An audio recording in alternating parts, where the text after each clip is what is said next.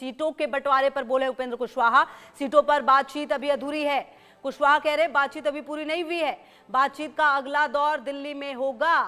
सीटों की संख्या को लेकर चर्चा करेंगे। तो उपेंद्र कुशवाहा, अब देखिए, अब तक तो बातचीत चिराग पासवान को लेकर हो रही थी एनडीए में, अब तक बातचीत हो रही थी जीतन राम मांझी को लेकर एनडीए में, लेकिन अब ये बातचीत जो है वो हो रही है उपेंद्र कुशवाहा की तरफ से, जो ये कह रहे हैं कि सीटों पर बातचीत अभी अधूरी है, बातचीत अभी पूरी नहीं हुई है। अहम जानकारी आपको दे रहे हैं, बातचीत का अगला दौर दिल्ली में होगा। कुशवाहा ये कह रहे हैं सीटों की संख्या को लेकर चर्चा करेंगे। अहम जानकारी आपको दे रहे हैं, एनडीए में सीटों के बंटवारे पर बोले उपेंद्र कुशवाहा, सुनिए जरा। की ओर से दावा के अनुसार हम दिल्ली जा रहे हैं। अब दिल्ली में बातचीत आगे बढ़ेगी और जो कुछ भी तय होगा अंतिम रूप से आप लोगों को फिर बताएंगे। सीट की संख्या जहां चर्चा की जरूरत होगी वहां हम कर रहे हैं, करेंगे। अब सार्वजनिक रूप से ऐसे सवालों का जवाब देना कोई मतलब नहीं। हमने कहा कि सीटों पर सहमति नहीं हुई है, बातचीत का दौर जारी है। कहते हुए नजर आए हैं कि अभी दिल्ली जा रहे हैं, बातचीत होगी। मतलब कुल मिलाकर एनडीए में अभी भी जो सीटों पर पेच है, ऐसा लग रहा है कि वो फंसा हुआ है, क्योंकि कुल मिलाकर जो उपेंद्र कुशवाहा हैं वो भी ये कह रहे हैं कि बातचीत का अगला दौर दिल्ली में होगा, मतलब सीटों की संख्या को लेकर चर्चा करेंगे। मतलब जो सीट इन्हें ऑफर की गई है कुल मिलाकर ये भी सेटिस्फाइड नहीं नजर आ रहे हैं। तो अब आप देखिए, एनडीए में बीजेपी और जेडीयू के अलावा जो बाकी की तीन पार्टियां हैं, चाहे वो चिराग पासवान की हो, जीतन राम मांझी की हो या उपेंद्र कुशवाहा की, कुछ ना कुछ जो है वो थोड़ा गड़बड़ लग रहा है। बहरहाल कितनी सीटों पर मानेंगे ये देखना महत्वपूर्ण होगा, क्योंकि कहीं ना कहीं अब देखिए जो सीटों पर बातचीत है वो अधूरी है। अगर कुशवाहा भी ये कह रहे हैं तो कुल मिलाकर इनको भी अभी फिलहाल संतुष्टि नहीं हुई है सीटों की संख्या को लेकर। मतलब ये अभी बातचीत के दौर को जारी रखना चाहेंगे। और शैलेंद्र हमारे सहयोगी ज्यादा जानकारी के लिए इसी खबर पर हमारे साथ। शैलेंद्र, अब तक ऐसा लग रहा था एनडीए में कि जो चिराग पासवान है और जो जीतन राम मांझी है उन्हें ही मनाने की जद्दोजहद चल रही है, खास करके चिराग पासवान को। लेकिन उपेंद्र कुशवाहा जो बात कह रहे हैं, ऐसा लग रहा है कि उपेंद्र कुशवाहा से भी पूरी बात हो नहीं पाई है। कुल मिलाकर उपेंद्र कुशवाहा भी बहुत सेटिस्फाइड लग नहीं रहे हैं बातचीत से। जी बिल्कुल, बातचीत से सेटिस्फाइड नहीं है और उन्होंने कह दिया है, तो इसका मतलब एनडीए में अब नया पेच आ गया है। चिराग मान गए हैं, कुशवाहा रूठ गए हैं, और ये इसलिए है क्योंकि कुशवाहा से कल मुलाकात हुई थी, विनोद तावड़े की मुलाकात हुई थी और मुलाकात हुई थी ऋतुराज सिन्हा की, और उन लोगों ने बातचीत की थी। और उसके बाद जाकर ये कहें कि शाम को एक कंसेंसस बन गया था कि अब जो है वो सीट शेयरिंग फाइनल हो गई है।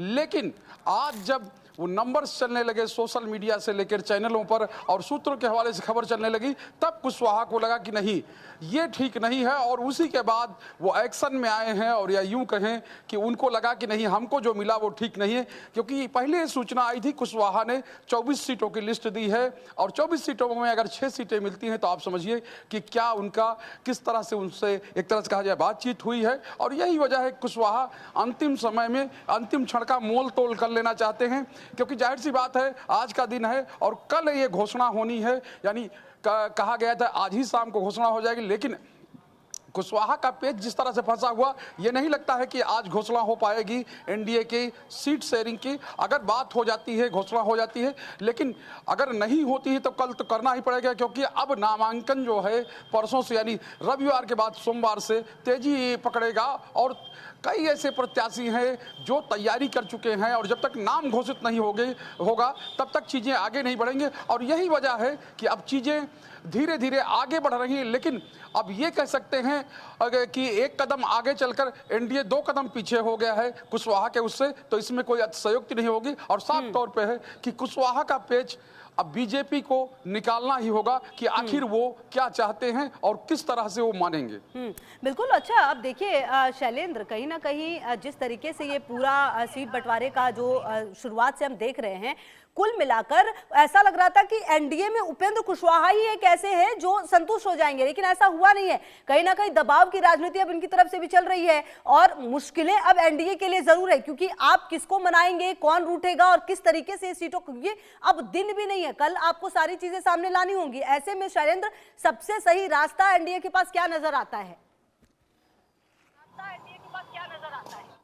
देखिए साफ तौर पे है, कुशवाहा जो चाहते हैं उसको सुना जाएगा। अगर मान लीजिए वो चाहते हैं कि कोई उनको एमएलसी की सीट मिले या कोई और सीट बढ़े, तो जाहिर सी बात है कि उसमें कंसेंसस बनाने की कोशिश होगी, क्योंकि किसी को नाराज करना ये नहीं है, ये बीजेपी भी नहीं चाहेगी, ये जेडीयू भी नहीं चाहेगा, और कुशवाहा का साथ छूटे ये भी नहीं चाहेंगे, क्योंकि पिछला जो चुनाव था कुशवाहा ने अलग होकर लड़ा था, उन्होंने कुछ पार्टियों से समझौता किया था और कई ऐसी सीटें थी जहां उनके वोट जो है बेहतर थे, भले ही वो जीत नहीं पाए थे, लेकिन खेल गड़बड़ कर देना। कहा जाता है ना कि भले ही खाएंगे नहीं लेकिन खाने नहीं देंगे, और कहे कि खेल बिगाड़ देंगे, वो खेल बिगाड़ने का काम कुशवाहा कर सकते हैं अगर वो एक्सट्रीम पर जाते हैं। लेकिन ये बात कुशवाहा भी नहीं चाहेंगे, वो कुछ चाह रहे होंगे जिस तरह से समझौता या कहे जिस तरह से चीजें जो चिराग पासवान के साथ आगे बढ़ी हैं, कुछ उसी तरह से वो भी बार्गेनिंग करेंगे, और बार्गेनिंग क्षमता जो है वो कुशवाहा दिखाना चाहते हैं, कुशवाहा बढ़ाना चाहते हैं। और यही वजह है कि उन्होंने ये नया बयान दिया है, और नया बयान देकर अभी तक की जो भी चीजें थी, क्योंकि बीजेपी के प्रदेश अध्यक्ष हैं, वो कह रहे थे आज शाम नहीं तो कल सुबह तक फाइनल कर देंगे। उनका सुबह जब कहीं सोशल मीडिया पोस्ट आया तो कहने लगे हम भी सोशल मीडिया पर जो चीजें चल रही हैं उससे संतुष्ट नहीं हैं, उसको लेकर हमारे अंदर भी नाराजगी है। लेकिन अब ये मामला चूंकि सोशल मीडिया पोस्ट अलग थी और उससे आगे बढ़ चुका है, उससे आगे चीजें जा चुकी हैं, तो जाहिर सी बात है कुशवाहा का जो भी कहें कि प्रॉब्लम है, जो भी समस्या है, सीटों की समस्या है या एमएलसी पद की समस्या है, उसको बीजेपी को दूर करना ही होगा, और उसके बाद ही मामला आगे बढ़ेगा, चीजें आगे बढ़ेंगी, सीट शेयरिंग आगे बढ़ेगी। ठीक है, रहेगी लगातार नजर। बहुत शुक्रिया आपका।